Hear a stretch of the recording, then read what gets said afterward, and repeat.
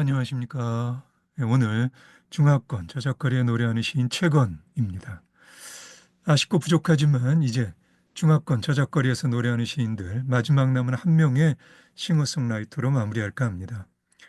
러시아어권 저작거리에서 노래하는 시인들을 마무리할 때와 비슷하게 중화권의 경우에도 한국계 싱어송라이터입니다.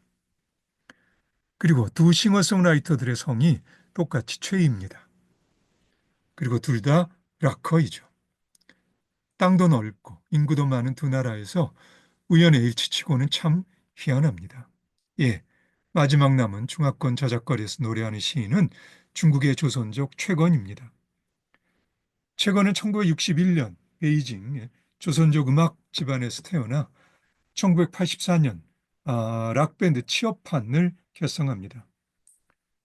중국 최초의 락앤롤 밴드라 일컬어지는 이 밴드 멤버가 7명이라 밴드 이름이 취업판입니다. 최건이라는 이름이 중국어 발음으로는 추이젠인데요.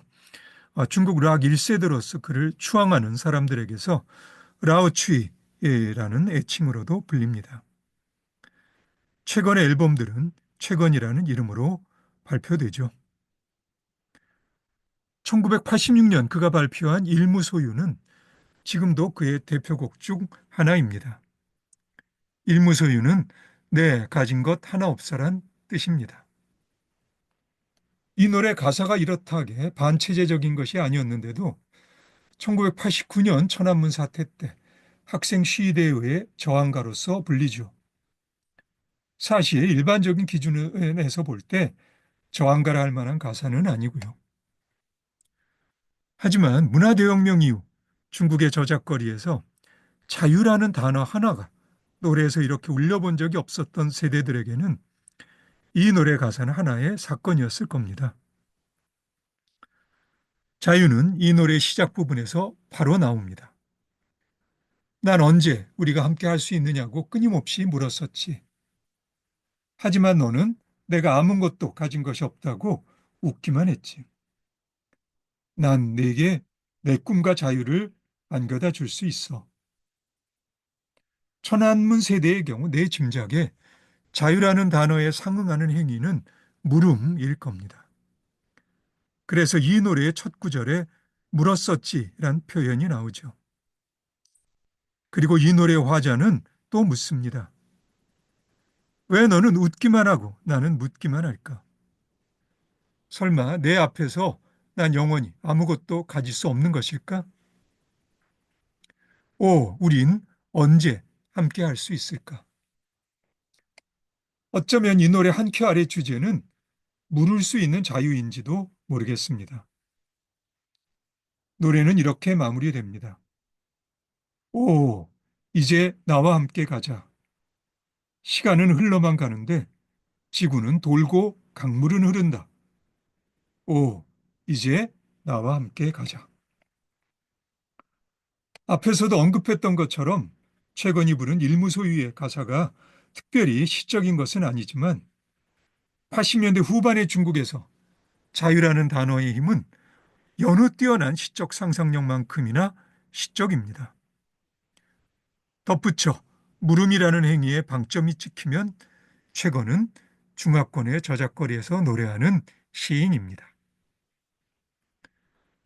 중화권의 저작거리에서 노래하는 시인으로서 최건의 제대로 된 면목을 보고 싶다면 그가 1989년에 발표한 꽃집 아가씨는 어떨까요?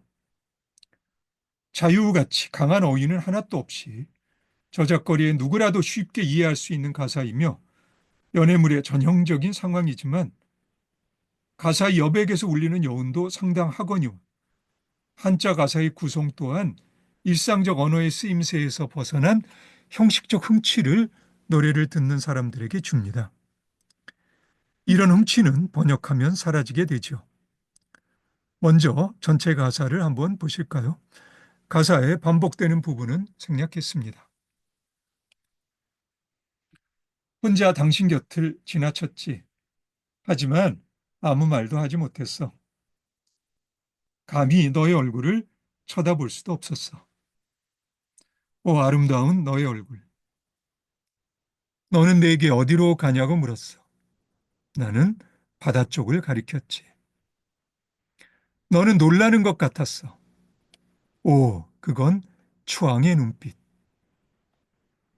너는 나를 꽃집으로 데려갔지.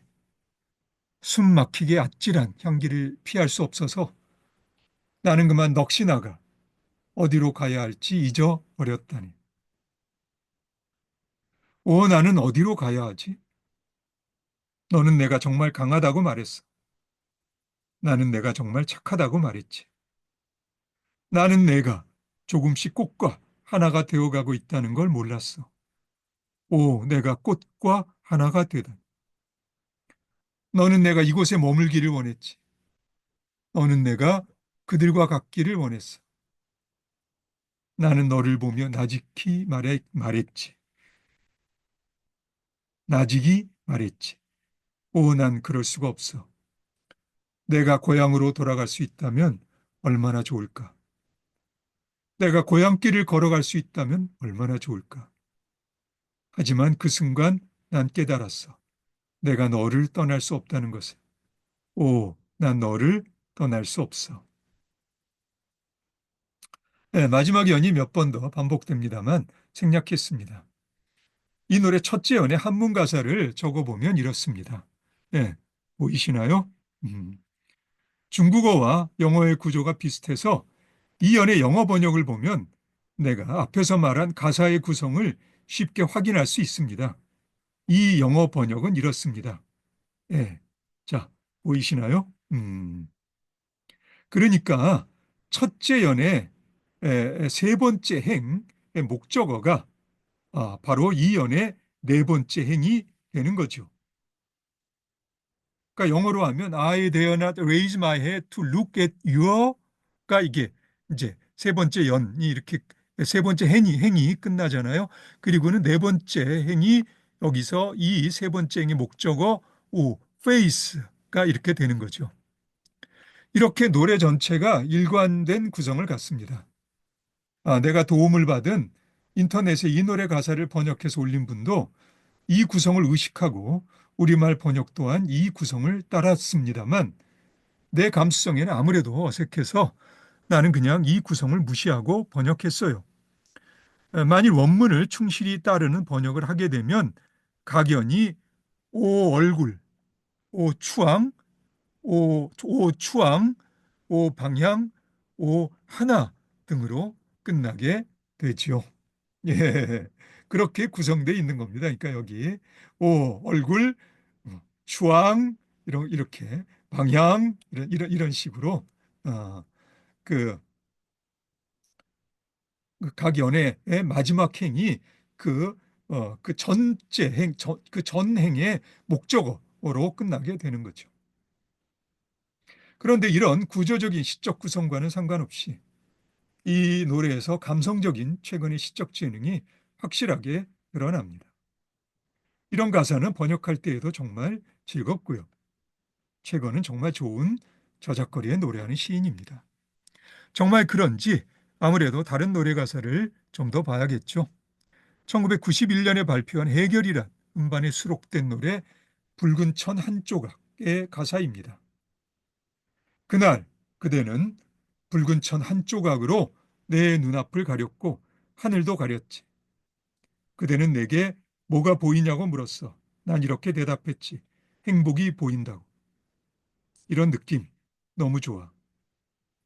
덕분에 난 내가 지낼 데도 없는 빈 털털이란 사실도 깜빡 잊을 정도였어. 그대는 내가 어디로 가고 싶냐고 물었어. 난 이렇게 대답했지. 난 당신과 함께 가고 싶다고. 난 그대를 볼 수도 없었고 길도 보이지 않았어. 그대는 나의 손을 묶었지.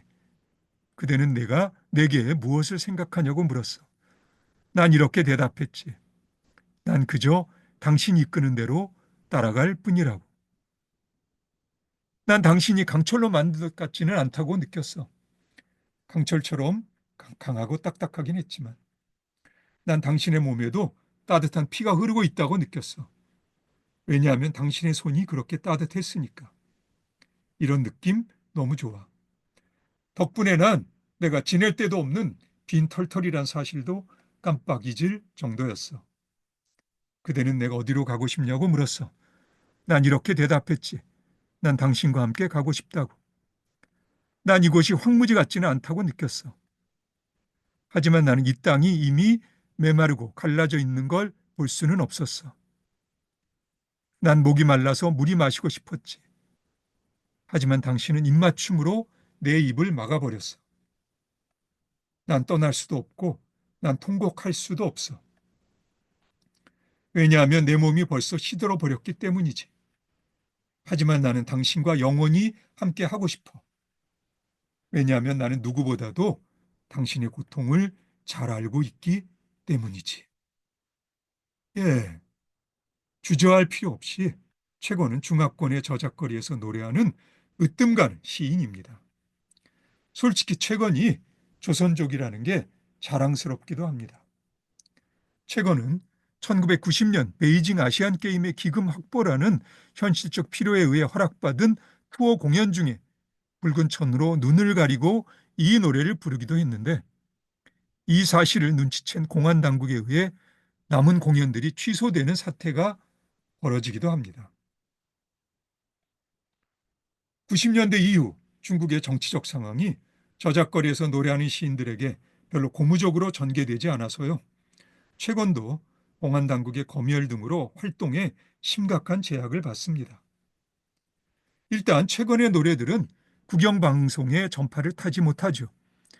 하지만 그러는 중에도 최건은 굴하지 않고 중국의 전통음악과 서구의 락을 다양한 방식으로 아우르면서 띄엄띄엄이나마 꾸준히 음반 작업을 계속하고 있습니다.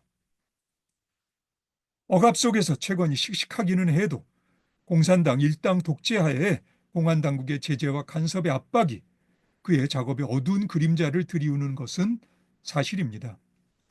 무엇보다도 저작거리에서 자유롭게 노래할 수 없는 무속이 야기하는 소외가 자칫 최건의 노래를 무거운 독백처럼 만들어버릴 위험성이 있습니다. 1994년에 최건이 발표한 노래 북경 이야기는 이런 가사로 시작합니다. 한동안 노래했지만 이 도시의 고통에 대해서 내가 노래하지 않은 것이 여전히 많아. 고통이 더 심할수록 우리는 내일의 희망에 대해 더 많은 것을 꿈꿀 수 있네. 나 또한 다른 모든 사람들처럼 얼굴에 웃는 가면을 쓰고 살고 있지만 어쨌든 이 땅에 살고 있으므로 나는 이제 말할 준비가 되어 있어. 그 망할 놈의 진실과 거짓과 그리고 온갖 넌센스들을. 사실 그는 진작 말할 준비가 되어 있었던 것 같은데 여전히 노래에서는 망할 놈의 진실과 거짓 그리고 온갖 넌센스들이라는 식으로 무엇인가를 애둘러 표현할 수밖에 없죠. 이 노래는 그가 1994년에 낸 앨범 붉은 깃발 아래 놓인 달걀 네 번째 트랙에 실려 있습니다. 이 앨범의 첫 번째 트랙에 있는 타이틀곡 가사에서도 그의 조심스러운 마음이 느껴집니다. 이 노래 마지막 부분의 가사는 이렇습니다. 우리는 더 이상 다른 누군가의 지시를 받는 장기판의 졸들이 아니야. 우리는 힘차게 두 발로 일어서서 전진하며 모든 것을 꿰뚫어 보리라. 현실은 바위와 같고 우리의 영혼은 달걀과 같지만 바위가 강하다 한들 달걀은 생명이 아니겠느냐. 어머니가 여전히 살아계시고 아버지는 깃대 갔나니 만일 당신이 우리가 누구냐고 묻는다면 나는 대답하리라. 우리는 붉은 깃발 아래 놓인 달걀이라고. 예, 그럼 오늘은 여기까지 할까요? 우리 다음에 만나서 최건 내 이야기를 계속하도록 합시다. 예, 오늘도 수고 많으셨습니다. 그럼 다음에 다시 봅시다.